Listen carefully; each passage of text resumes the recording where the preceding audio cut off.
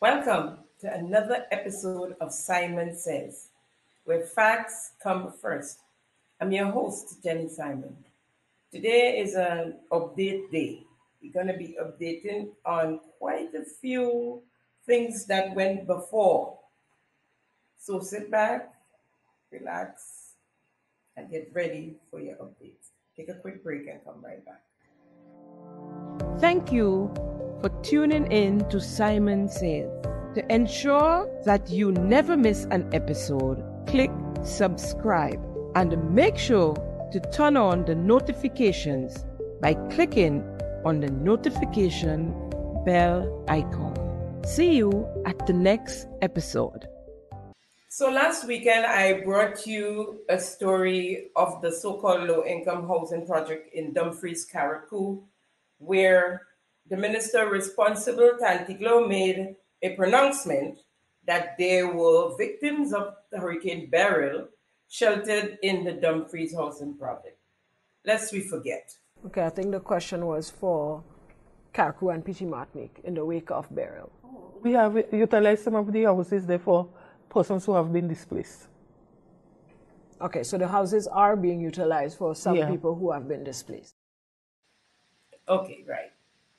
Prior to that, Prime Minister Deacon Mitchell had announced that he ordered that the housing units be open and made available for victims of the hurricane, persons that are homeless, and temporarily to get shelter temporarily at the Dumfries housing project. I have already instructed the Housing Authority to make available to the citizens of Carriacou and Petite Martinique the Chinese-built affordable homes so that, if necessary, anyone who is without a roof over their head can have immediate access to the site for temporary housing. But most of us knew that Tantiglo was telling a lie when she spoke. I mean, you could have seen it in the face. She had no clue what was going on. She had just returned from a trip, and all she had to say is that she didn't know what was going on. She's just back. She was not briefed. She's not sure what is going on. However, 3 of her cabinet colleagues, along with other colleagues, other MPs, and the permanent secretary of Carriacou and Petite Martinique, along with the minister for Carriacou and Petite Martinique Affairs and Minister Andrew, they met up in the yard of the Dumfries of the Dumfries housing project and actually dispelled what Tantiglo said. But we have a yes, so we could. Guys, we in Carriacou right now. We by the Carriacou housing project. I'm here with Minister Economic Development, Los Angeles. Here with Minister Kevin Andrews, Minister for Carriacou and Petite Martinique. PS Javon Charles. William. Ah, just testing you. But you're on the ball, right? Also, we're here with the Housing Authority of Grenada, and we came to really look at the Dumfries housing project. And you know, sometimes you listen to people and you hear that people saying that everything is all well and good, and so it's good to come and see for yourself and to really, you know, get a true picture as to what the situation is on the ground. Right. So, folks, we have a case where the Dumfries housing project, sorry? Oh, you know, oh, okay, well, let's just fix it. Right. So, folks, so right here we are in Dumfries, and you know, you hear people talking about that the building is ready for people to just come in and live. But when you come here and you see the damages done to the roof, you know, the roof has another damage on it. You also have plumbing issues, right? You have broken windows, no water. The place is just not livable. So, you know, I came here for myself to see exactly what the situation is on the ground, and I was surprised because I thought everything was really good and ready to go. But when I came here myself, I see why no one can live here for now. Because putting someone to live here is putting someone to live here where to live. We have the roof is leaking, right? The windows broken. You have inside is flood. You know, you have debris on the ground. right? And it's just not livable. The water situation, there's no water. There are pumps between the building, but there are tanks between the building, but the tanks can only service the ground floor. So now we have this generator here that is powering the pump, and it can power the pump so that it can send water up. So as we speak, we have guys working on these buildings now, trying to get them to a livable standard, right? So not everything you hear is true. Kevin, you want to come up here? Our Minister Kevin Andrews here. So I don't know how much Minister and William said, but certainly as you, just by looking at the housing scheme building, you would think that there's nothing wrong. But you have shattered glasses, you have water damage, broken pipes, a plumbing issue. But we have a team of people that are now working on trying to solve most of these issues, and hopefully, in the not too distant future, we'll have the building up and going and livable. As it is now, the building is not livable. Okay, Tanti Glo, the building is not livable. It's not livable. It's not we that say people in there. We were asking to put people in there because in my mind, anywhere is better than nowhere. And there are persons who complete houses have been demolished. Some of them just have the spot where their homes came from. And the shelters are overcrowded. And so anyway, and if you look at this, it's 100 units there. 100 units there. There are 3 levels in each apartment building, so to speak. And we can house some people there. You stood in the yard. You refused to show us the inside where the flood is taking place. You said you had roof off. We saw a little piece of galvanized in the distance that lifted. That could be easily pounded down at this stage. It don't have to be fancy right now, right? You said there are leaks, there are broken windows, broken doors, water, broken pipes. You just named it. You said you did not show us one of what you were talking about. You standing right in the yard. You speak of debris all over the place. In the distance from using your camera, there's no debris, none by your feet, none in the distance. The place looked as spotless as ever, as if hurricane did not pass there. Yes? So all they need is walls around them and a shelter, a roof over their head at this point, you know. They don't need chest of drawers and these things, you know. All they need is walls around them to keep them safe from the elements, the mosquitoes and everything. And a shelter. Even if you have to put tarpaulin on top, put the tarpaulin and let the residents, the ones that are comfortable, let them be comfortable for a moment. We know it's not permanent. We're not giving them. As a matter of fact, the people that y'all took back the letters from, for those units, y'all should have given them back the letters. Give them the places, right? Let us see what you're talking about. But no, and you're Mr. Picture Takeout, you know. You're always posing. But this time, you all stand up in the yard making mamagism. Go ahead. You standing right there next to the units, right? We're talking about persons who have lost their homes entirely. A place where people's homes were totally destroyed. Make some of the units available. You would have said it, the Prime Minister, the Minister of Carriacou and Petite Martinique Affairs, you all have said it, 90% of the homes in Carriacou have been destroyed. In some cases, I've heard even the figure 98% called. But what we know is almost all the homes in Carriacou and Petite Martinique are totally destroyed at the moment, right? And a few, maybe just the roofs and windows gone and doors gone, right? There are some persons who are saying all they have left is the spot. The Prime Minister in his 2022 campaign said it was criminal to have the units locked up and have people needing homes, places to stay. Women and children he spoke of, the elderly. Today, it's 1,000 times worse. We have thousands of homeless people, and you all have the units locked up. This is crazy. Let's don't take my word for it.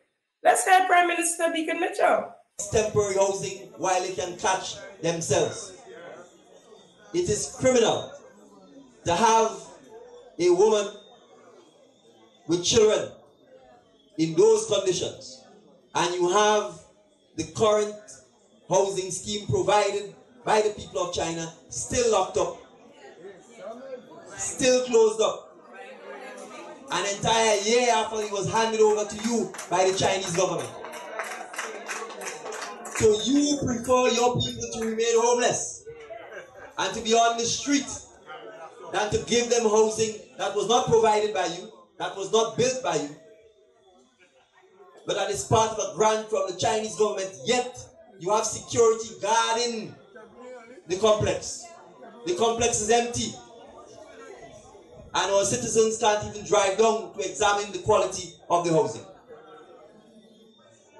Under the National Democratic Congress government, that will end. And the people in our communities who are vulnerable and who need the houses will be given the houses. But I want to go further and say this.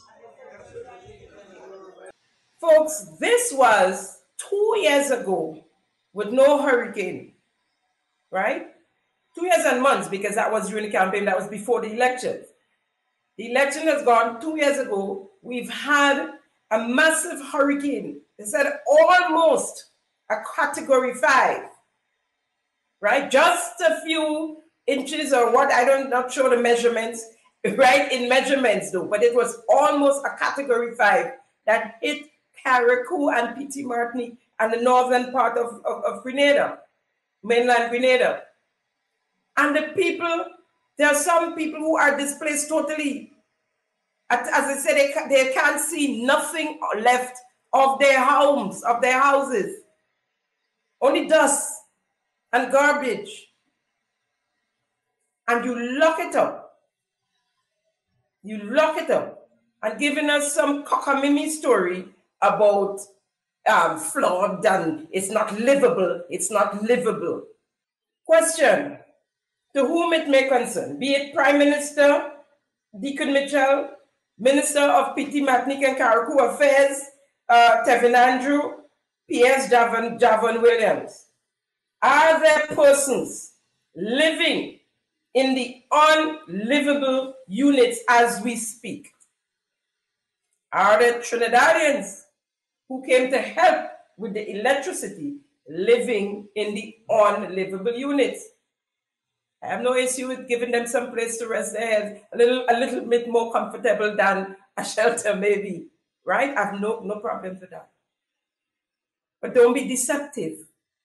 And there are enough rooms for them to live in the unlivable units and for local Carriacou people to get a little squeeze in the unlivable units as well.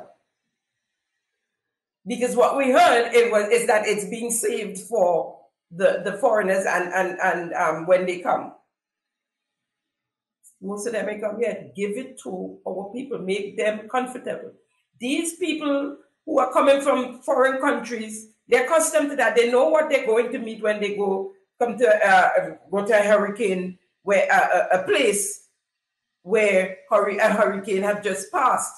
They've done it several times. They know. They know. Now, I want you to listen to P.S.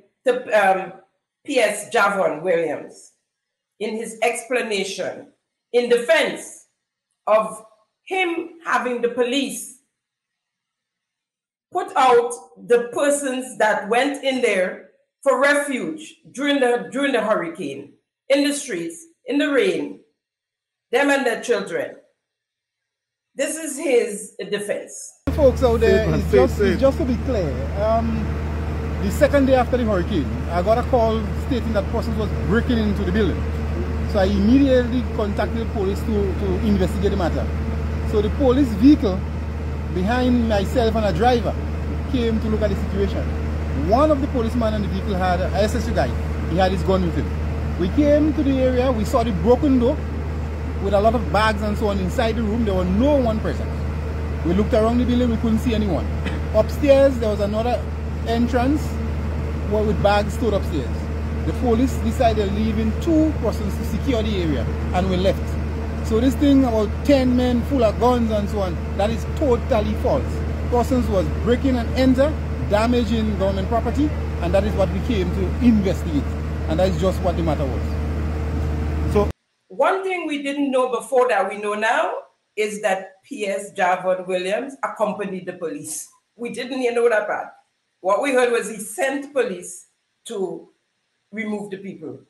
There's no story, I've never heard it if there was one, about 10 men went with guns. No, there was no story like that. What we heard was P.S. Javon Lewis sent policemen with guns to remove the persons from the units. And that's exactly what he said there.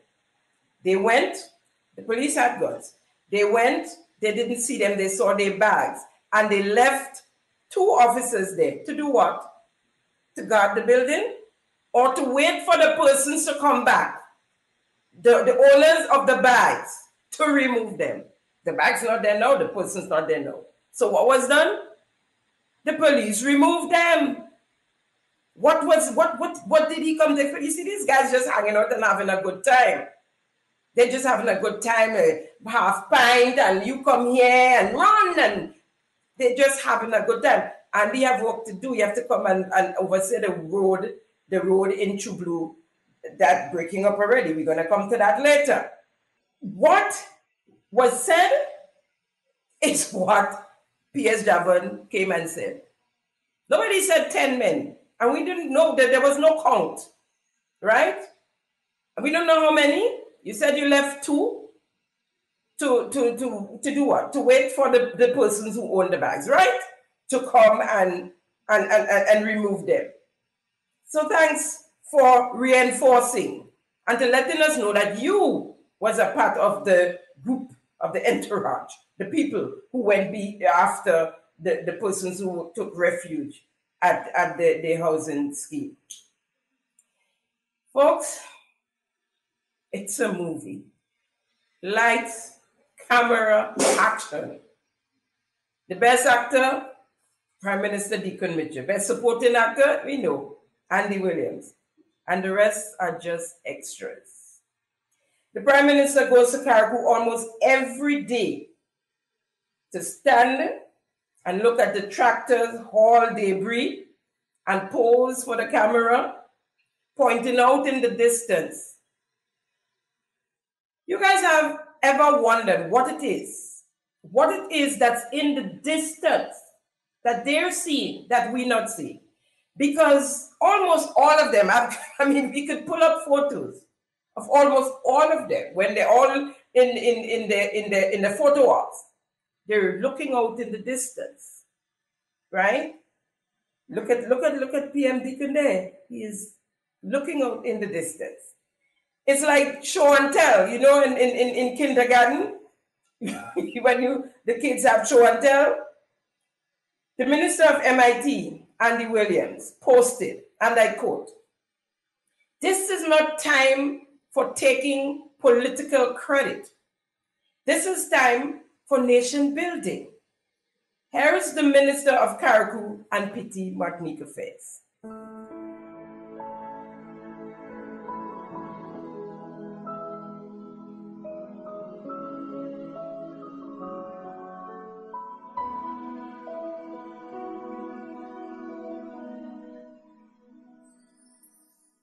First of all, I'm grateful to the amount of aid and supplies and assistance that have been rendered to the people of Carriacou and Petite Martinique in these challenging and rough times. I had a conversation with a gentleman who was in Brazil and experienced the whole ordeal with the recent flooding over there. And he stated that what he saw here in terms of the level of coordination and support and relief being distributed across the island, in such a short space of time, they did not experience that in Brazil. And I spoke to some Grenadians who were affected, of course, during Hurricane Ivan, and the same thing was said. So certainly, the relationship that we built over the few months that we've been in office, and I think Grenada and the whole people just love Carriacou and Petite Martinique, and have lots of good fun and memory here, so that they decided to come and assist.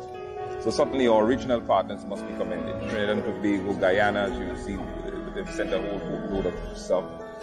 People in the diaspora. We had 3 prime ministers visiting us not so long ago. So the support is overwhelming. We are grateful. We want more support to come. In reality, we are in this for the long haul. It's all it is.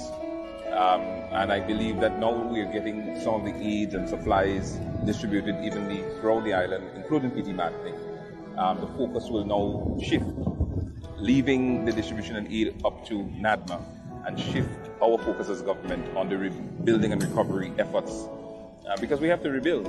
It's going to take some time, but I have no doubt that we will do it bigger, better, and smarter. Smarter meaning climate resilient smarter. So that's where we are.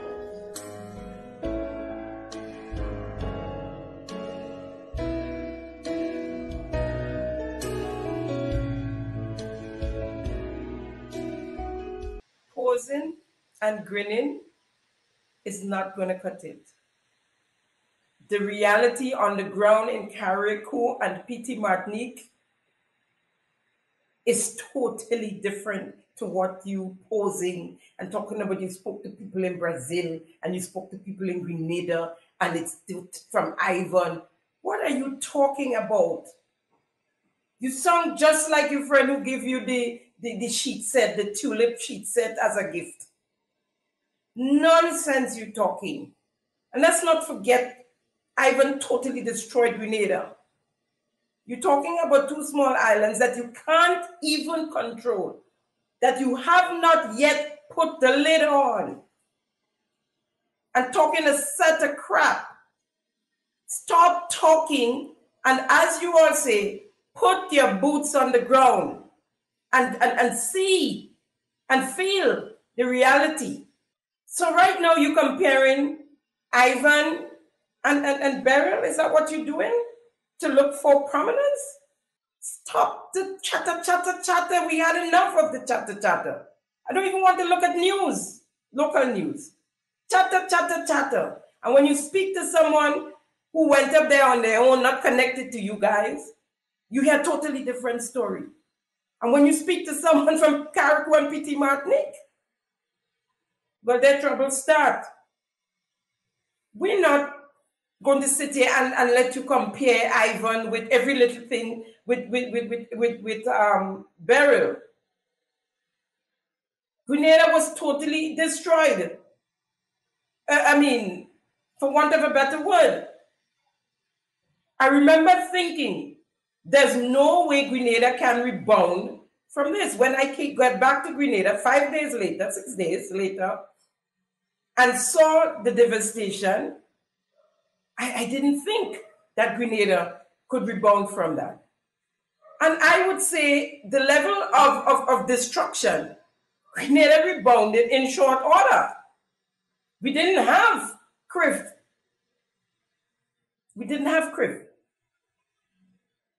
So it was all grants, and relief from the same islands, neighboring islands. Prime ministers came. We had international persons on behalf of their presidents, Colin Powell and folks of the British. So where is the comparison? And you're talking about, let's not look for credit, and the same ones of you who talking about this, let's not be political, and are the ones who doing it. Who else you see in social media and live talking, but you all. Listen for that to Minister Tevin Andrews as he called to put aside the politics. Again, I want to emphasize and stress this is not the time for politics. All those people that play in political games, this is not the time for politics.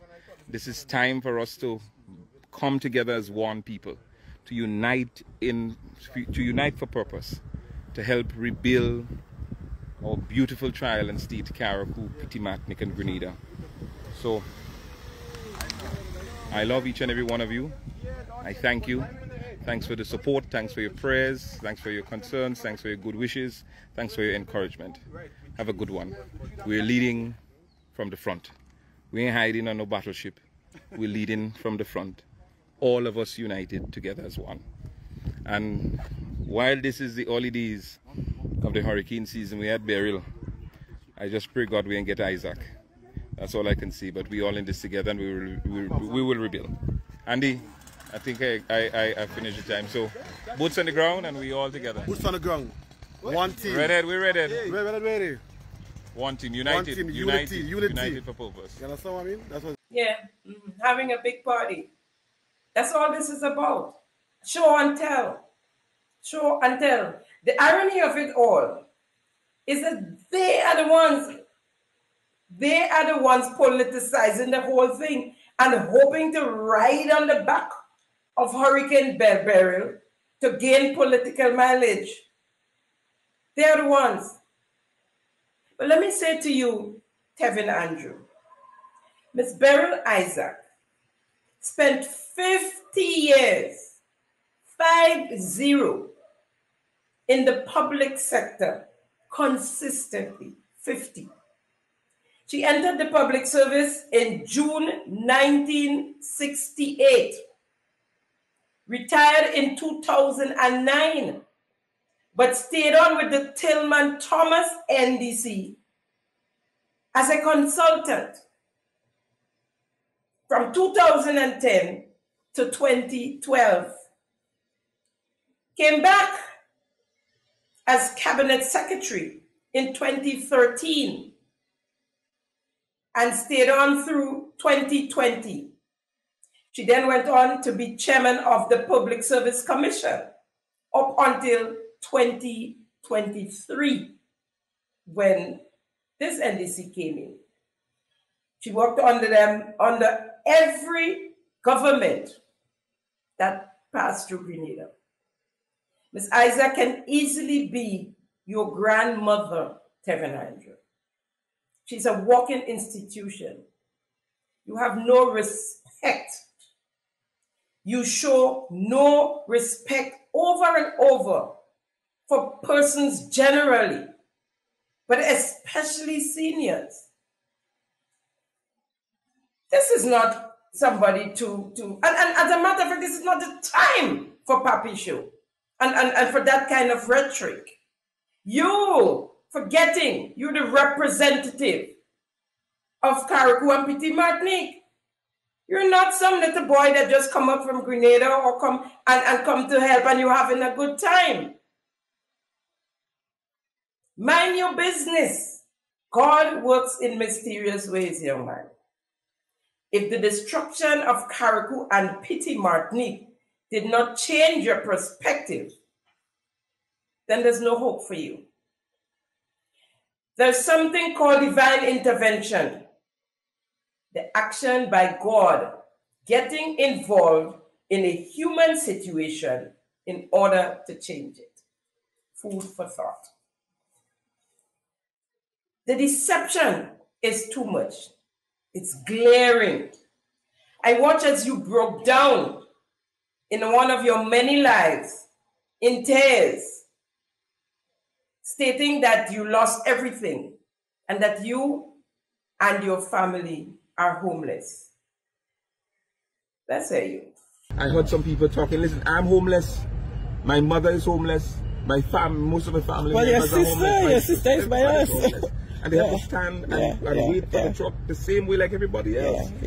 See, my son is with his family and they have to stand in the street and wait for supply the same way. So there's no preferential treatment here. Even me have to wait for supplies. Folks, on the screen you see a little cottage there. I have a question from Minister Tevin Andrew. Whose house, whose home is that on the screen? Is that the house you lost? Aren't you in your home, that same home? That's where you are sleeping and waking now as we speak. And in fact, as I understand it, you overnighted in Nadma the night of the hurricane. And after that, you went back to your home. How are you homeless? You might have gotten damages, I'm not sure. The door maybe, something hit the door, it broke or something. Oh, but your roof looked intact, at least from what we could see. How are you homeless? Why are you going and cry and break down because you're homeless and you have nowhere like everybody else? That is deception. That is deception. Now, during all this, with thousands of persons homeless between Petite Martinique, Carriacou, and Grenada. As I said, Petite Martinique, Carriacou, and Grenada. What happened to that slogan? Petite Martinique, Carriacou, and Grenada. It disappeared. It disappeared. The Prime Minister traveled to Carriacou twice and did not visit Petite Martinique in the immediate aftermath of the storm. It was on his third visit, after a person started crying shame on him, that he paid a quick visit to Petite Martinique. And since then, he has never returned to Petite Martinique. You, Tevin Andrew, who crying there, crocodile tears, visited Petite Martinique while the Prime Minister was there, visited with him, and never went back to date to Petite Martinique. Never went back to Petite Martinique. Why so? Because NDC lost that polling division? I can't believe that. Not with a hurricane that just destroyed, and you have persons there, but you have NDC people there as well. You don't have time for Petite Martinique because the action is in Carriacou. The boys come up and you're driving through and you're having a good time and you're having breakfast by who and you. It's a party. It's a party. Folks, take a look at what's going on in Petite Martinique at the moment. This has been smelling for days and days. Ew, the worms have been crawling out. And this is what is happening here. I got a call this morning from Petite Martinique. I spoke to one Michelle Francis of Petite Martinique, a teacher for 20 years here in Grenada, and teaching since she has since migrated and is teaching in the US also. She left her job and her family after hearing about the storm approaching Carriacou and Petite Martinique. She is from Petite Martinique. She left her family and her job and catch a boat through Carriacou to Petite Martinique on the morning before the storm hit. Brave the high seas on one of those little boats. Prime Minister couldn't go on the Coast Guard. He had to wait for a helicopter the day after the hurricane, right? And she landed in Petite Martinique and been there still, trying to help, not trying, but helping her people to try and put some semblance of their life together, or make them comfortable and give them hope. She's working with a team about 10 of them, she told me. Her words, nothing much has changed since the passing of Hurricane Beryl in the infrastructure and in what's going on with the debris, the heavy, big debris that they cannot move on their own, and or they need equipment to remove some of it and to cut and to do what. because they have nothing. None was given to them. On the 3rd of July, they had a meeting with the representative, Tevin Andrew. That's before the Prime Minister came, and a few days later, the Prime Minister showed up and he came back and then never went back. On the 3rd of July, he promised them a truck, something to move around the island with to help distribute the food and the relief that they're getting, whatever little, from NADMA and from other private individuals. That never came. They had supplies.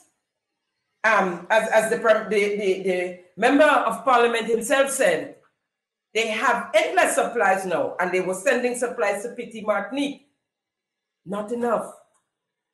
And what he promised them, nothing he promised them on the meeting of the 3rd of July, nothing they got. They're sweeping the roads with bush broom, literally, as you would see, bush broom and house broom, trying to sweep up debris as much as they can. Garbage has piled up on top each other, garbage, dead animals, and so whatever they could have pick up and put into bags with a spade, a shovel, one shovel, and the bush broom, and stick or whatever they use. Before Beryl, garbage collection on the island of Petite Martinique was 2 days. They reduced it to 1 day, Wednesdays only. And they have not been going. Maggots, worms are crawling out of the garbage into the shelter. The kids are screaming and bawling and crying. They have shut down their kitchen because of the flies.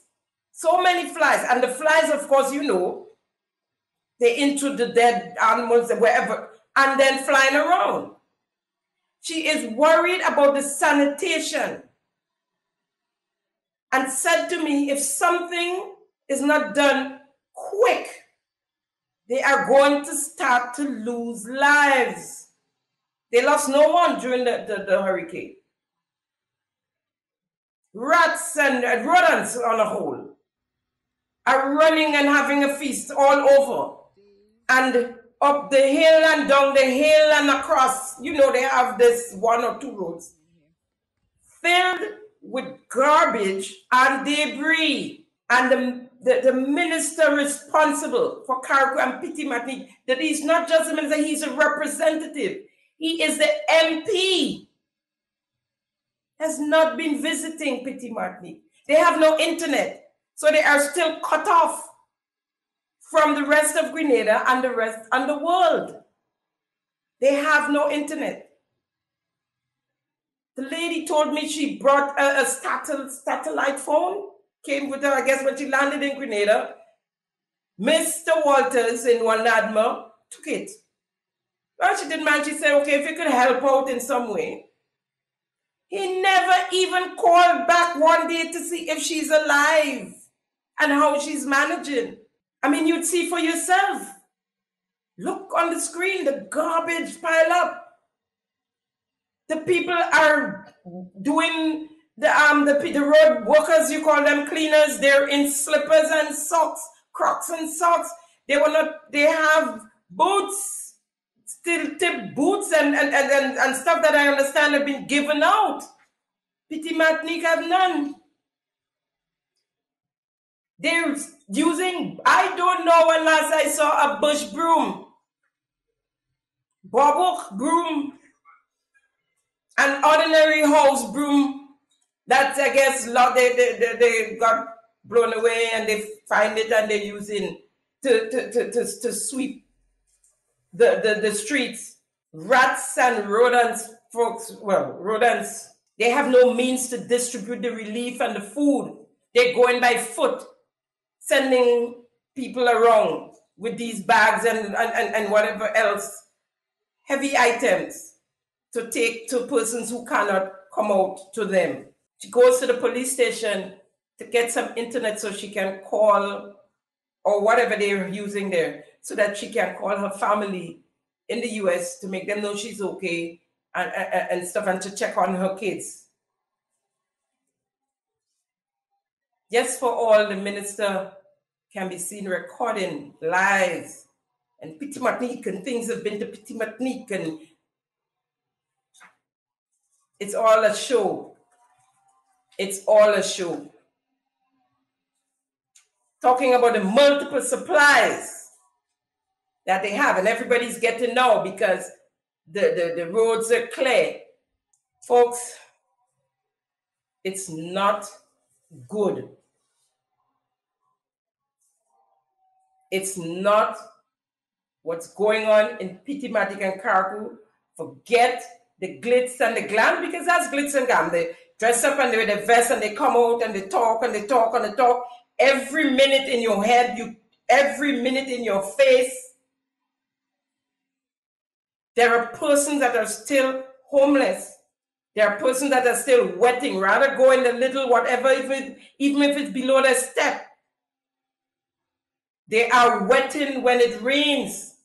They are in makeshift homes and makeshift shelters with makeshift roofs and tarpaulin. On the day it rained the most since the passing of Hurricane Beryl on Friday, the 12th July 2024, the NDC was sharing the results of a popularity contest. The only contestant in the pageant there. 80%, and they're talking about now is not the time for that. Eh? In a time when persons are wondering if and when they are going to build back, it's the utterances of the ministers and prime minister. We're going to build back bigger, better, and smarter. Sound nice, eh? The phrase sound really good. So far, not a bricklayer.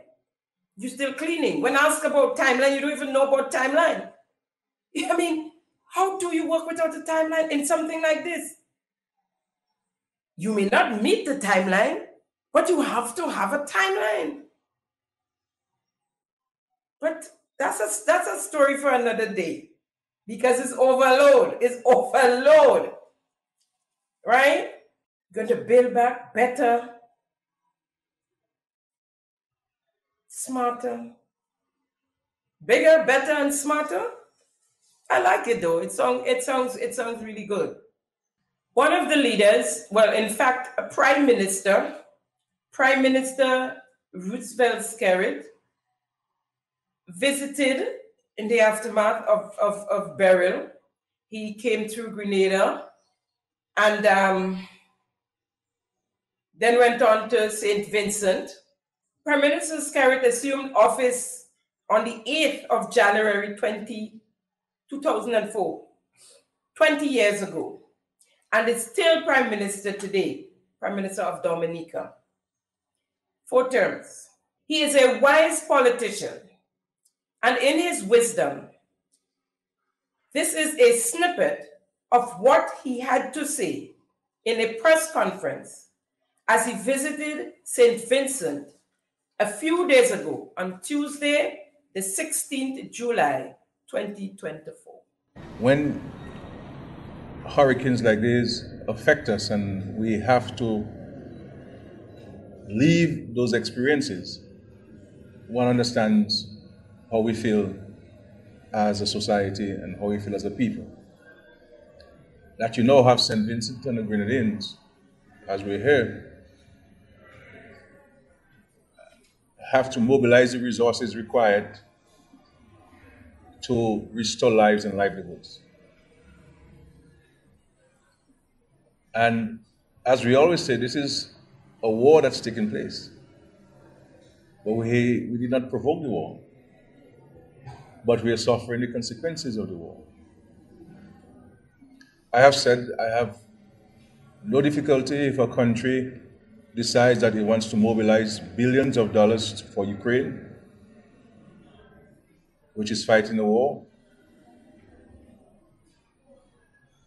But what about us, who are subject to a war that we did not provoke. How is St. Vincent going to raise these monies to restore lives and livelihoods, which is estimated to be in the hundreds of millions of dollars? And every time we make efforts to advance our country's development, we are pulled back 5, 6, 7, 8, 9 steps back. In Dominica's case, for example, when I look at our debt profile, 85% of our debt now on our books have been in response to natural disasters. And to replace damaged infrastructure. So we have to move away from focusing in the media and on social media platforms, move away from sensation, and recognize that there are bigger fishes to fry insofar as the challenges confronting our countries. And this is not a political consideration. This is a nationalistic consideration. Because at the end of the day, every single person in Union Island is affected. Everyone. And therefore we have to join forces with the government. I do not envy the Prime Minister of St. Vincent and Grenadines. Because the reality is, as the chief fundraiser of the government and the country, a lot rests on the shoulders. And I would not be making a political statement to say that you are fortunate at this time to have Prime Minister Gonzalez at the helm of the government in the country. Because he has the experience, he has the capacity, and very importantly, he has the international and regional connections to help mobilize resources during the most difficult time confronting the world now. Prime Minister Skerritt, in my mind, that's not political. It's facts. It's facts. We need persons like that.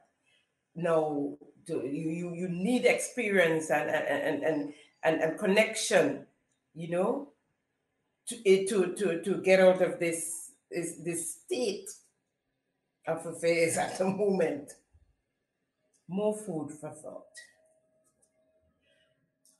What was mind-boggling to me, though, is the massive destruction spoken about in the Grenadines, Union Island and Meru and Bequia and so. And as Prime Minister Skerritt says, the hundreds of millions of dollars they would need to build back. But St. Vincent only received 1.8 million USD from CRIF, while Grenada received 55.5 million. A vast difference. And in I thought, well, maybe St. Vincent didn't take all they could get, but what I understood is that it depends on the coverage you have. It's the same kind, it's almost the same as a regular insurance, right? So Grenada, we are smiling today because we were able to get $55.5 million because of the coverage we have. Now, CRIF payment is not a grant. People are, we get that. Yes, we got that, but it's not a grant. It's monies that our government, whichever one came through from 2007, have been paying on a policy. And as I was told, roughly $1 million US annually, so that we can collect this kind of monies from the insurance.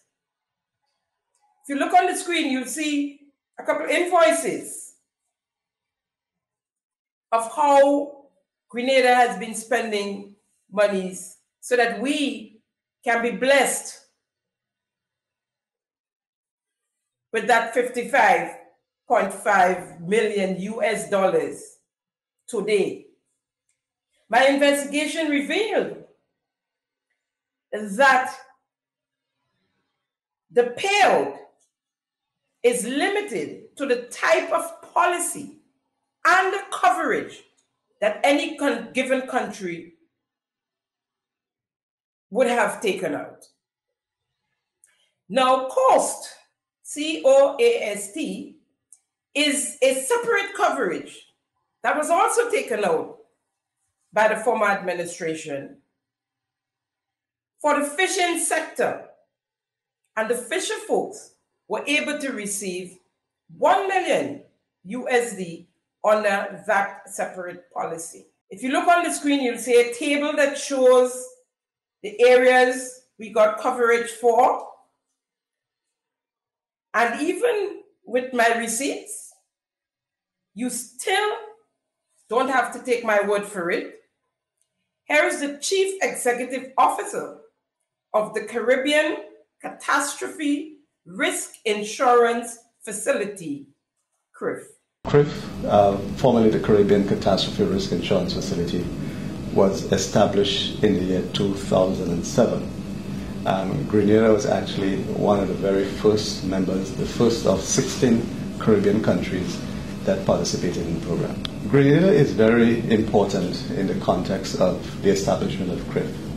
You would recall that in the year 2004, you had Hurricane Ivan, which devastated a number of countries in the region, but more especially Grenada. And again, you recall that the losses were put at over 200% of gross domestic product. In fact, the total losses for that single hurricane event throughout the region accounted for $6 to $8 billion. And because of the significance or the immensity of the losses, it served as a wake-up call for the governments of the region to come together and enlist the assistance of the World Bank to establish what is then known as the Caribbean Catastrophe Risk Insurance Facility.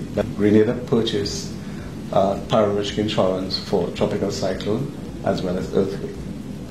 We introduced in 2014 a product for excess rainfall. Again, the government of Grenada purchased this. And then in the year 2019, CRIF, again working collaboratively with the World Bank, introduced a para-risk insurance product for the fishery sector that we call COAST. The government did purchase this. And subsequently, we introduced a product for transmission and distribution. So while, of course, that was not government, we were able to sell that para-risk insurance product for the electric utility, which is Grenlick. And of course, the most recent product to have been introduced is the one for the water utilities. And again, that's the reason why we're able to make the payout to the water utilities of Grenada. So in total, the government has 4 policies with CRIF. So the one for tropical cyclone, excess rainfall, earthquake, and coast, the one for the fishery sector. And as I said, we do have those sector-specific products for electric utilities as well as water utilities. Grenlick joined the program in last year, in 2023.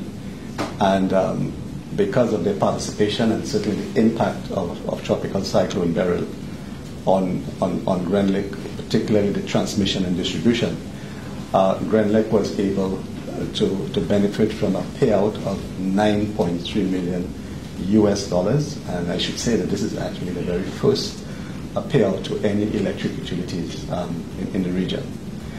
In the case of NAWASA, which is your water utility, was able to join officially on the 1st of June of this year, and in a matter of a few weeks was able to receive the very first payout of $2.2 million, by the way, which really accounts for a full payout based on the coverage that it actually purchased. Folks, we take a quick break and come right back. Thank you for tuning in to Simon Says.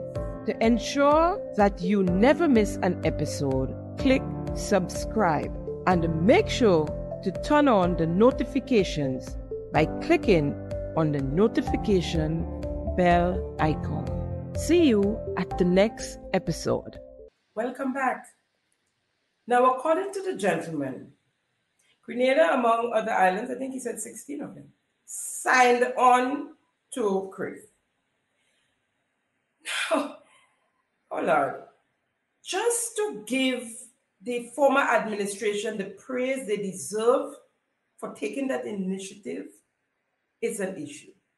So first of all, it was said that when they realized, okay, it's because of the former administration took out that policy, we getting this money, they started a rumor that the policy had lapsed.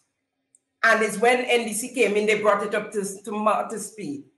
When asked in a press conference in front of the world, in the public, the Minister of Finance, when he was asked if when they came in, they met the policy had lapsed, he said, no, it did not, in no uncertain terms, right? So that clearer, okay? Then, now they start one saying, Grenada was forced into it. They were mandated, they had to take it. And it's not like they did it on their own, just so. They were forced to do it. No, nobody could force you to take out an insurance policy, and likewise a country. Secondly, Grenada is a sovereign country. And so we will not be forced into anything by anyone, right? We would not be. But if something like that came up in 2007 when it was formed, and you as a leader, as a prime minister, see that it could only benefit your country in the long run, which it is benefiting our country today, why not? So what is the issue? What is the issue? And then there are others saying, so what's the big deal? So now's not the time to play politics. Because persons are saying it was visionary of the former administration, the prime minister, to go ahead and to take, he didn't have to take such that category of coverage. Okay, so he was forced to, but he could only take for rains, right? He didn't have to spread it out. He didn't have to take for the fisher folks. They couldn't take for Grand Lake because Grand Lake at the time was private, and this is a country-to-country thing through the World Bank. Now that Grand Lake is no longer private, Grand Lake, this administration signed on for the utility for Grand Lake. I mean, it's amazing.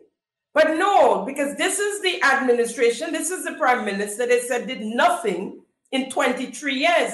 Giving him NDC 10 years in that as well. Eh? They did nothing. Just 23 years. Lump sum it. NDC was in there. Well, I guess NDC did nothing as well when they were in there. So just lump it together. Right? Give the man flowers. He deserves it. We thank God for the vision of the former administration. No opposition leader, the prime minister then, no opposition leader, Dr. Keith Mitchell, and his cabinet members for signing on, because Crapo might still smoke with pipe, you know. But it has started since now, smoking with pipe. But we have a little head start. We have a little head start. And even more so, we should thank God for Criff, after listening to Prime Minister Skerritt and some of his pronouncement during his presentation at the press conference. I can tell you that I am,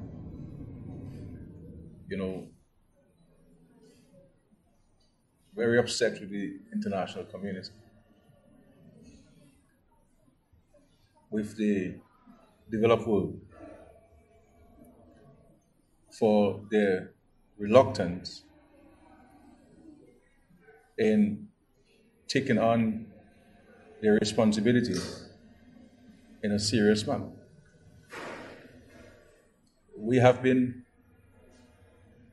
speaking about the issue of climate change and its negative impact on our society, our lives, our livelihoods for many decades now, with a recognition of their responsibility, but not a fulfillment of their promises. And when hurricanes like this affect us and we have to leave those experiences, one understands how we feel as a society and how we feel as a people. That you now have St. Vincent and the Grenadines, as we're here,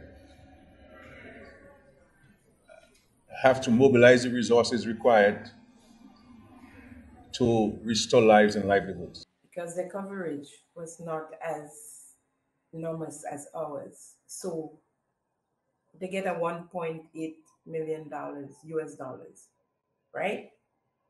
With our 55.5 million US dollars, we have a good head start. However, let us bear in mind and get down on our knees and pray, because Beryl is the first that came. And she came at the beginning of the hurricane season. The government of Grenada has triggered all our policies except the one for earthquake. All our policies that happens during a hurricane was triggered, including, of course, the utilities.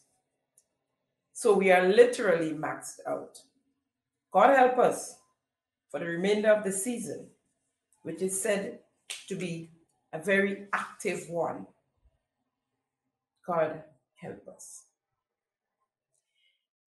Moving on, I want to talk about the Samaritan Purse, because that too has been a little bit of a tug of war and create a little bit of tension.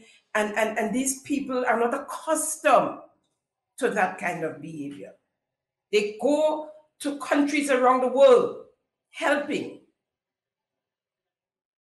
and not accustomed. But in Grenada, it's yellow and green and pull and push and tug and in every aspect. Samaritan Purse is a non-profit organization, a non-political organization, and they are struggling to remain on the island of Grenada. I think if it wasn't for Bishop Rashid, they probably would have just take up and leave and never come back. Because of political interference. Never have they experienced such. They served 150 countries around the world. Our very own Bishop Devon Rashid, a member of the Samaritan Purse, has been employed with the Samaritan Purse for 13 years. And now we hear it's not he that bring them, is workers in the region. He worked in the region, in the Pacific and throughout the world, and was embarrassed, and is embarrassed to say the least, at the behavior of his own. Samaritan Purse was put on standby. One of our own, Bishop Devon Rashid, being a member, on Sunday, June the 30th, 2024.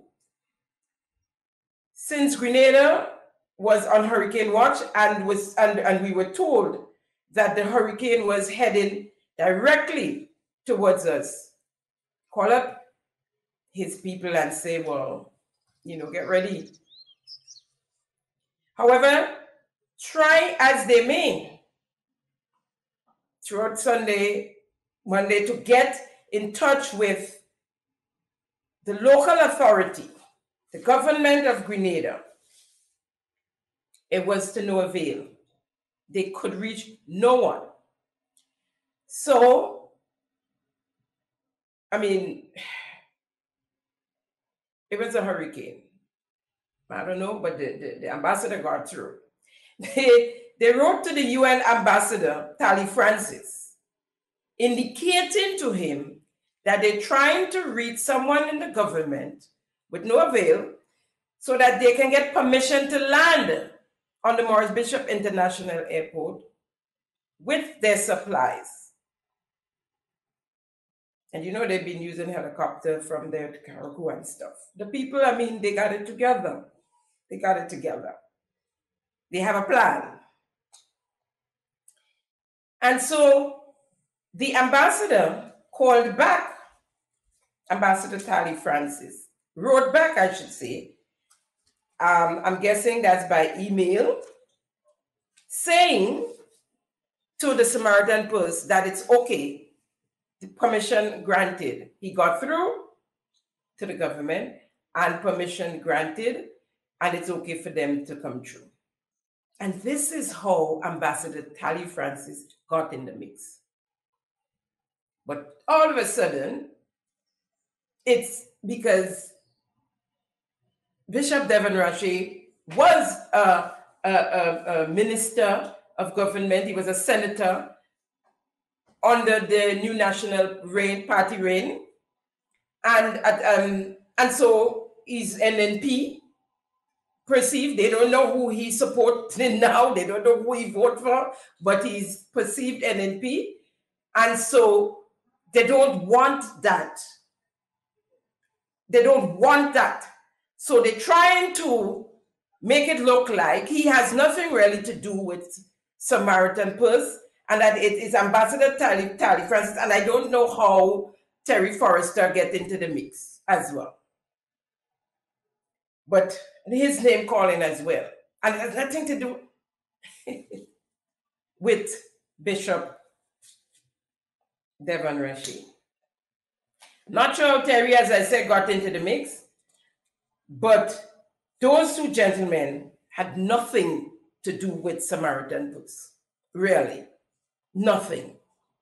Samaritan Purse has made, I think, at least 3 trips already, back and forth, from the US to Grenada, bringing loads of relief for the people of Grenada, no matter their political persuasion, no matter their color, the color of their skin, no matter their religion, no matter, they are non-political, and they are feeding and they are aiding the public at large.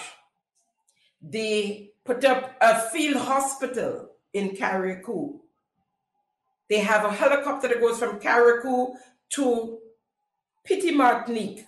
And thank God for them, or all now, the people on the island of Petite Martinique would have starved to death if they're waiting on NADMA and the representative that lost all his whole house, and is homeless.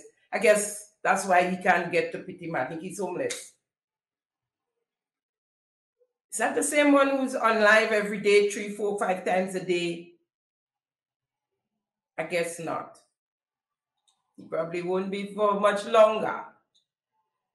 How much time we have left, whatever that is. What I do know is that Mr. Terry Forrester showed up at the airport, introduced himself, I guess, as ambassador to the diaspora. He has the red passport now, you know, guys. The one he wept bitterly for when he was supposed to unmask the masked man. The masked man.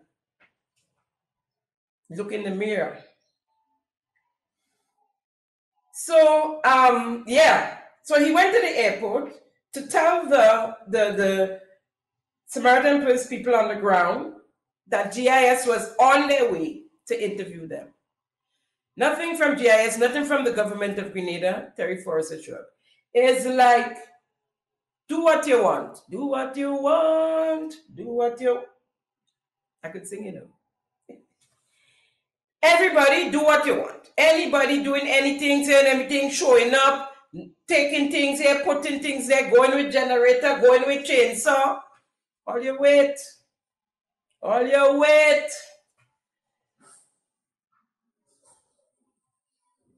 So, okay. People find out who he was, blah, blah, blah, ting. Then NADMA show up. Those people had a belly, you know. They had a real belly. NADMA showed up with trucks to remove the stuff the relief from the airport. The people don't do politics. You didn't, you send them out somewhere? Did they call you to tell you come for stuff? Did you ask if it was okay for you to come collect some stuff? No. So they were sent packing with their trucks, with their empty trucks, to where they came from. The relief wasn't addressed to NADMA. The invoice was addressed to Agape Ministries, River Road, St. George's, Grenada, Devon, Rache. Be guided accordingly, NADMA. And is that do what you want. Do what you want. Do what you want. I understand why they wanted everything to go through NADMA for a feel-good moment. You know, nobody don't know who else is helping. Everything goes through NADMA, so it's NADMA and the government, well, by extension, the government of Grenada. But it didn't work. It don't work so. Again, I want to thank the Samaritan Purse for the tons and tons of relief they have blessed us with. Thank God for you. For setting up the field hospital out there in Carriacou. Thank you. Don't give up on us. We're not all the same rude and obnoxious people. Bishop Devon Rocher, thank you, sir, for bringing Samaritan Purse to us. We greatly appreciate you and your team, Samaritan Purse. Please deliver to your people our heartfelt thanks and appreciation to Samaritan Purse. We're moving along. Jason Phillip, an update on the newly hired director of the Grenada Information Service, GIS. We spoke about that. I questioned his qualifications. I questioned him being placed in that job. God don't like ugly. You remove someone qualified, fully qualified and experienced for the position. Put us sit down somewhere in what I would call a corridor and put someone with no experience and no qualifications for the job in her place. But it didn't take long. You know, sometimes long ago, when you're growing up and an older person dying and they start to say all the wrong things they do, and people say, you know, when they get old and they die, they just have to, it don't take long anymore. Moving faster. The Lord moving faster. And this gentleman, in my opinion, is also a security risk. It is alleged he was in a position where he overheard a conversation between the Prime Minister, our Prime Minister, Deacon Mitchell, and the Premier of the Cayman Island. We call that eavesdropping. Information reaching me is that the poultry farmer turned media director hurriedly got to the ministerial complex and allegedly, together with the so-called cab secretary, blasted a breaking news release, which reads, and let me read it to you from my phone. And some of you might not have known because it happened so fast that there were two of those. St. George's, July 11, 2024. Well, let me start. Let me do this better. Press release. Cayman Islands offer to provide job opportunities for Grenadians as a show of solidarity in the wake of the Hurricane Beryl. St. George's, July 11, 2024. Following the passage of Hurricane Beryl over the state of Grenada on Monday, July the 1st, 2024, the Premier of the Cayman Islands, the Honorable Yvonne O'Connor Connolly will make a state, listen to the word state, visit to Grenada on Tuesday, July the 16th, 2024, where she would meet with the Prime Minister, the Honorable Deacon Mitchell. In a show of solidarity to the government and people of Grenada, the Premier is extending an invitation to Grenadians who wish to work in the Cayman Islands to return with her on Tuesday, July the 16th, 2024. Applications are required to submit the following through email: grenadagis@gmail.com. And you get curriculum here, and I guess they're asking for CVs and thing. Application must be in possession of must be in possession of a valid passport, must be 18 years or older, and be ready to travel on Tuesday, the 16th, 2024. The deadline for receiving application was Sunday, July the 14th, 2024. Inquiries can be made through GIS, and they give the telephone number there, and we're ready to go. Now, in less than no time, a second release came out with the words "state missing." Right? So they removed the word state because, of course, it wasn't a state visit. Okay? We're moving along. Then there came a release. It says for immediate release, retraction of GIS statement. The Office of the Prime Minister of Grenada apologizes to the Office of the Premier of the Cayman Islands and renounces and retracts the Government Information Service GIS press release, which states that the Premier is extending an invitation to Grenadians who wish to work in the Cayman Islands to return with her on Tuesday, July the 16th, 2024. No such offer was made during the courtesy call made by the Prime Minister of Grenada to the Premier of the Cayman Islands.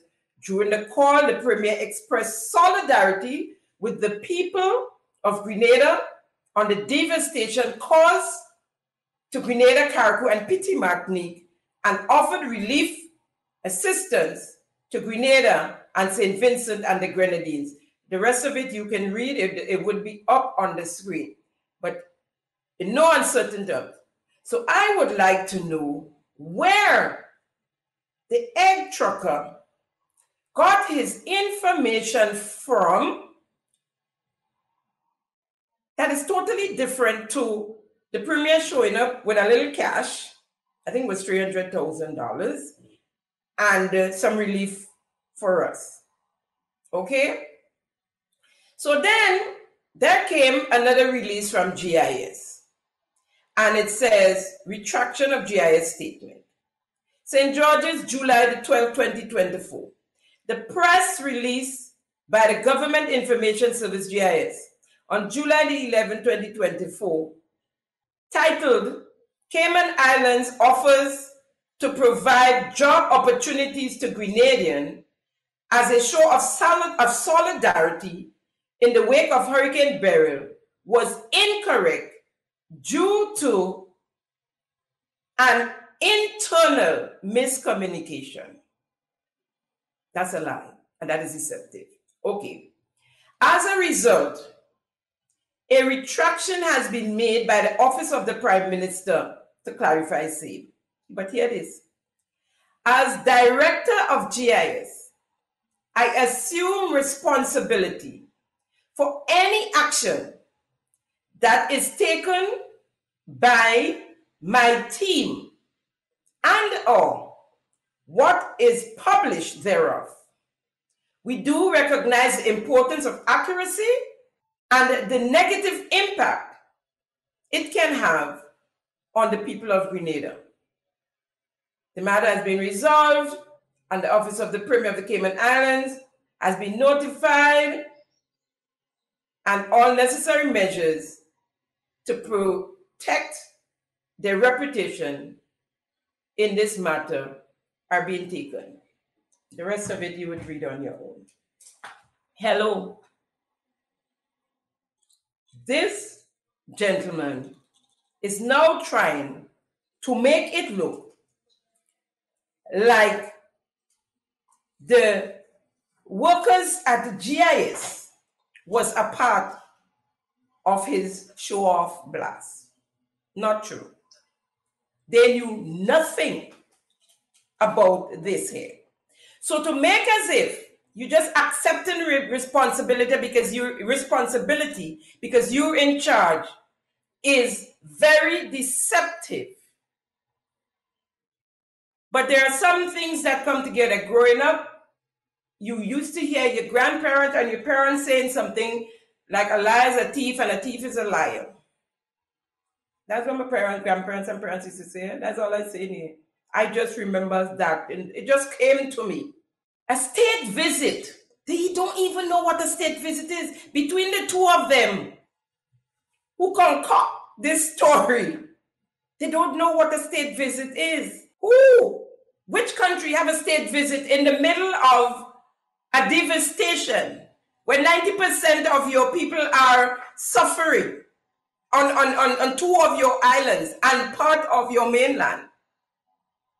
The state visit? So somebody must be telling them, listen, no, it can't be a state visit. So they remove state. And they put out their release. And now trying to blame the little people in GIS that they have walking on eggshells. The persons that he has since bullied since he came in there. And have them fearing for their livelihoods. Deception. This guy should have been fired on the spot. He should not have been hired to start with. And I blame Prime Minister Deacon Mitchell because he is the Minister of Information with Mr. Orlando Romain in charge of GIS. Between the two of them, hired this guy. But as, of course, I told you all last week why he was hired. He was not hired to run GIS. He can't run GIS. He's hired as a propaganda mouthpiece for the NDC party as the PRO, the job that Mr. Romain never did after being put in place twice by the delegates of the NDC. Voted in twice as PRO. We have never seen Mr. Romain. Where is the NDC party anyway? Never seen Mr. Romain in any news, in anything, talking anything about NDC. All we talk about is nation builders and the creative arts, where things are nice.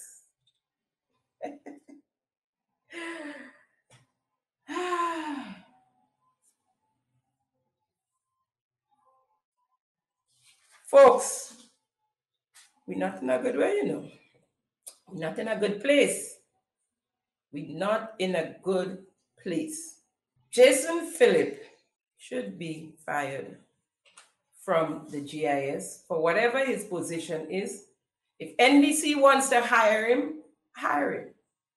Let NDC hire him. But the people's money, the government and people of Grenada should not, folks, it's a hot one today. Ooh, it's a hot one today. Should not be paying a salary to Jason Phillips. What's yet? It's God that dealing with them. The seating get hot yet. Because he's sitting on it, he up and down all over in different media houses promoting NDC. But along with Mr. Jason Phillip should be Mr. William Baptiste, the chairman of the lottery, his girlfriend, the CEO or the managing director of the Lottery Authority, Miss Cindy Telesford, I think it is. They all should be fired. And marching right behind them should be the Minister of MIT for the golden handshakes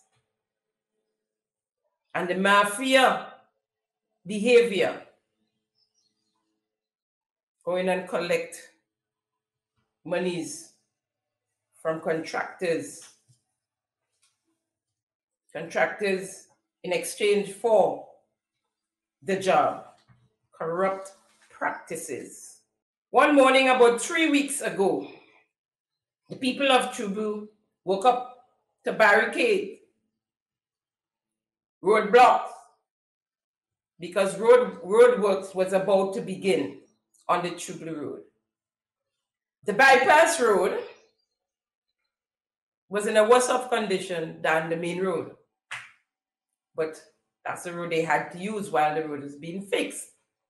The road was being refurbished because the 47th CARICOM Heads of Government meeting was scheduled to be held from July the 3rd to the 5th, hosted in the St. George's University, the SGU. The meeting was postponed as a result of the passing of Hurricane Beryl and is now to be held on the 28th of July, from the 20th of July to the 30th, 2024. The road was hurriedly built to accommodate the meeting. The contracting firm Consolidated Contractors Company Caribbean Inc., CCCI. Line Minister for the contract, MIT Minister, none other than Andy Williams. And I quote him, "Our team working day and night in the Chublu Road. Work is progressing. Work in progress. Currently at the Dusty Highway intersection."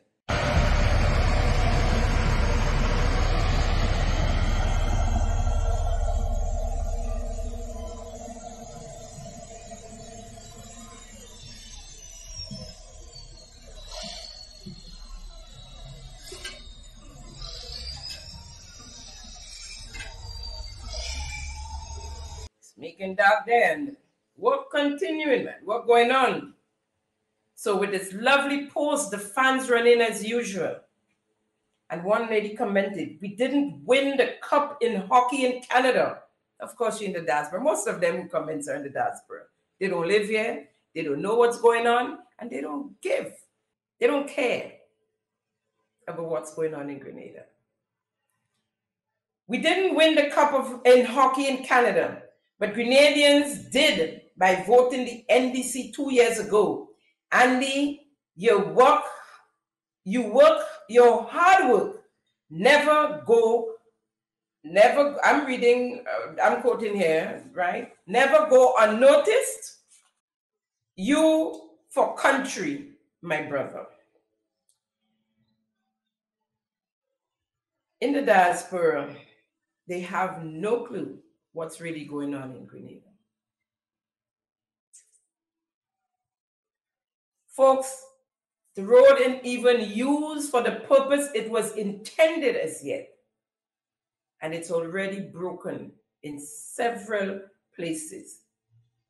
We have pictures to show. If you look on the screen, you'd see what we're talking about.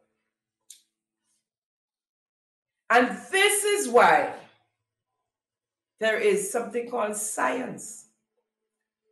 Science over rules and opinion.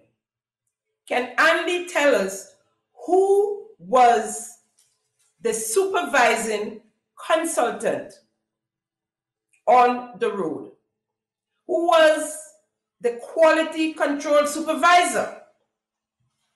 What are the results of the quality test carried out on the project? Or was there even one done? What is the effect of laying down asphalt without proper compaction test on the subbase? What is the effect of hustling to lay down hot mix asphalt in the rain? or on wet surfaces. Can he make you, Minister, MIT, make a comment now that the road needs remedy or remedying? You, Ali, and your handshaking friend, would you do it from your pockets? Who is paying for this? We're hearing from the minister or Ministry of Infrastructure. This is as a result of stupidity, greed, and fraudulent conduct. This is for being in bed with the said contractor who purchased your house to help, so-called help, bail you out of financial issues, the greasing of the hands in exchange for contract. Where is the Prime Minister and Minister of Infrastructure, the Honorable Deacon Mitchell? Where are you, sir, in all of this mess? What have you to say, sir, of the catastrophe and the wastage of the people's resources that's taken place on the True Blue Road? What's going on with the CARICOM roundabout, once True Blue roundabout? Where's Andy Williams? Oh. He in Carriacou having a good time with his buddies, Tevin and Ron and Javon and whoever else go up on a day, Delma and Gloria. Everybody going up and have a good time in Carriacou. Forgetting that most of Grenada, nothing happened, and every business is as usual. Who's running the ministries? What is going on? Another update. At the end of April 2024, at the SpiceMass media launch, the CEO of SpiceMass Corporation, Cecil Noel, in his presentation had this to say. Let's look at some of the routes. So for Juve, the route will be, we will start at the Montpande intersection, and the bands will come along the Kirani James Boulevard to Port Highway and onto the Carenage. And you will hear me talking about onto the Carenage, and that is the expectation. I was in a similar forum and someone asked a question about the lights and the whole aspect of how the trucks will be able to go across. We have been able to sit, for example, with the Fancy Mars Band leaders, and we were able to come up with a plan. We also had discussion with the NOC, the National Organizing Committee, with respect to what can be done with the lights. And for those of you who may not be aware of where I'm going with this, the lights, because of the height of it, it will impede in terms of the trucks going over there. But I was reliably informed that changes will be made, if not permanent, at least temporary, to be able to facilitate that. So the plan is that we'll have for Juve as well as for all the other parades the ability to be able to go over on a carenage. And there's a lot of significance in doing this because we also have the people whose livelihood, such as the vendors, depending on the patronage from the people in the vicinity. So we are encouraging that and we're working towards achieving. Okay, so we all said there, no problem. Mass in the place. You know, the Carenage is a big area where we have a lot of vending and it's more comfortable for spectator mass as well. Or so we thought. You see, if you're like me, you are anxiously awaiting Carnival, just so the ISO on the Carenage be gone. And then there is this. No large trucks or trailers will be allowed to pass through the Carnage St. George during the parade of the mass bands on Carnival Monday or Tuesday. According to Cecil Noel, Chief Executive Officer of Spice Mass Corporation, this is intended to prevent damage or destruction of the recently installed lights in the area. As a result, all bands will make a U-turn at the Burns Point roundabout, heading back to the T.A. Marisho Community College facility. The Carnage, for example, with those rigs, it makes it virtually impossible to go over there now, especially with things like the lights that we have up. And it's an ongoing conversation we're having to see what can be done, if not for this year, maybe going forward in terms of some movement and adjustments to the light. But as it is now, the lights are up, and we just have to cater to the general public. The plan at Spice Mass is to make sure that area is still abuzz. So we are working to ensure that there will be activities there, but we cannot tell you it's going to be massive. Noel explained that a meeting was held with vendors, informing them of the possibility of low sales on the Carnage due to the route. Those who chose to continue doing business in the area were offered a discounted fee. For the vending purposes, we have reduce the fees for the people who opt to vend there. When I say opt to vend there, we made it quite clear that the possibility of the mass bands going there is almost nil, unless you have some of the bands that may be smaller bands with smaller trucks going over. So we made sure that that was clearly explained to them, and there are a few vendors who decided to still take spots there. Can't say I'm surprised, but what is the meaning of reliable? He said in the first clip he was reliably informed. I wondered who reliably informed him that they were going to move the lights, be it temporary or permanent. $750,000 was spent on those lights. So it's kind of embarrassing to have to take it down. Whether they serve a purpose or not at the moment, which they're not. And the piece that come over the thing like that causing the trucks not able to pass on the Carnage, that could be temporarily removed. It might cost. You could ask for a blight. In my mind, they make enough money putting it up. And what we need it for again? Or is that going to be a permanent fixture on the Carnage? That's what we're trying to say. But you know, Simon Says been talking about these lights forever, and that couldn't, and I've been saying I can't wait for Carnival. So in an effort to not give in to Simon Says, we're going to leave it up there. And we're going to spoil the biggest economic cultural festival on the island.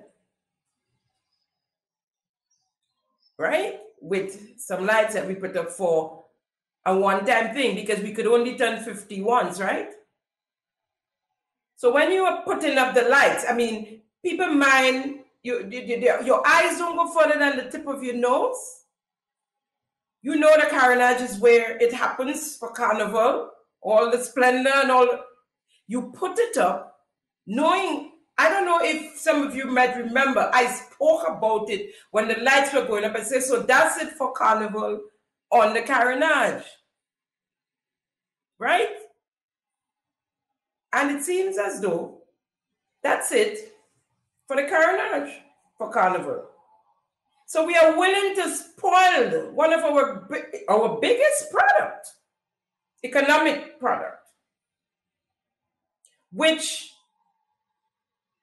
brings much needed revenue to a vast section of persons, individuals, companies, businesses, small and large, to keep up some lights. Our poor vendors again. It's the poor, unordinary people that always gets the shitty end of the stick. Always. And saying they pass them, they charge them less for the tents. And if people not on the Carnage, yeah, walking through to get to Port Highway or Tantine or Belmont, Kirani Boulevard, you may buy a water or a Coke. The vendors will suffer. What benefit or benefits does the light bring to any of us? Maybe Grand Lake? I call it bad mind. Folks, that's a wrap on today's episode of Simon Says. It's always a pleasure conversing with you and keeping them honest. Thank you for joining us at Simon Says for yet another episode where facts come first. See you next week, same time, same place. Or next episode, rather. Same time, same place. Bye. Thank you for tuning in to Simon Says. To ensure that you never miss an episode, click subscribe and make sure to turn on the notifications by clicking on the notification bell icon. See you at the next episode.